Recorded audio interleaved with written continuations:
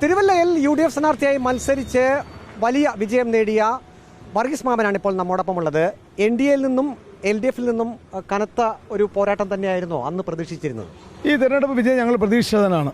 തിരുവല്ലയിൽ ചരിത്ര വിജയം UDF ഉണ്ടാകുന്ന ചരിത്ര വിജയമുണ്ടായി. UDFിൻ്റെ വോട്ട് കൂടി, ചരിത്ര ഭൂരിപക്ഷം കിട്ടി. വർഗീയ കക്ഷികൾ പരാജയപ്പെട്ടു, ജനവിരുദ്ധ ശക്തികളും പരാജയപ്പെട്ടു. LDF മൂന്നാം സ്ഥാനത്തേക്കായി പോയി. അത് LDFിൻ്റെ കുഴപ്പം കൊണ്ടാണ്.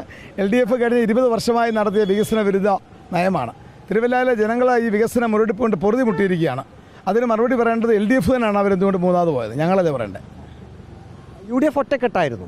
UDF ജില്ലയിൽ ഒറ്റക്കെട്ടാണ്, തിരുവല്ലയിൽ ഒറ്റക്കെട്ടാണ്. ഞങ്ങൾ ആദ്യം തൊട്ട് പറയുന്ന കാര്യങ്ങളാണ്. ചില ചാനലുകാർക്ക് സംശയമുള്ളായിരുന്നു. അന്ന് ഞങ്ങൾ പറഞ്ഞു കേരളത്തിൽ 100 സീറ്റ് അധികം കിട്ടും, തിരുവല്ലയിൽ 10,000 വോട്ടിനധികം ജയിക്കും. ആ പറഞ്ഞ കാര്യങ്ങളെല്ലാം അതുപോലെ നിൽക്കുകയാണ്. ഇപ്പോൾ കോൺഗ്രസിൽ മുഖ്യമന്ത്രി ചർച്ചകൾ വളരെ സജീവമായി നടക്കുന്നു. കേരള കോൺഗ്രസ് ജോസഫ് വിഭാഗത്തിൻ്റെ ആഗ്രഹം എന്താണ്? ആര് മുഖ്യമന്ത്രി? VD സതീശനാകണമോ, KC വേണുഗോപാൽ ആകണമോ, രമേശ് ചെന്നിത്തലയാകണമോ? കോൺഗ്രസ് ഹൈക്കമാൻഡ് തീരുമാനിച്ചു. അതുപോലെ ഇനിയിപ്പോൾ മന്ത്രിമാരൊക്കെ ആകണമെന്നുള്ള ചർച്ചയിലേക്കൊക്കെ പോകും. ജോസഫ് വിഭാഗം എന്താണ് ഒരു ആഗ്രഹം എന്താണ്? Party chairman PJ Joseph sir തീരുമാനിക്കും ഞങ്ങളുടെ മന്ത്രിമാരൊക്കെയാണ്.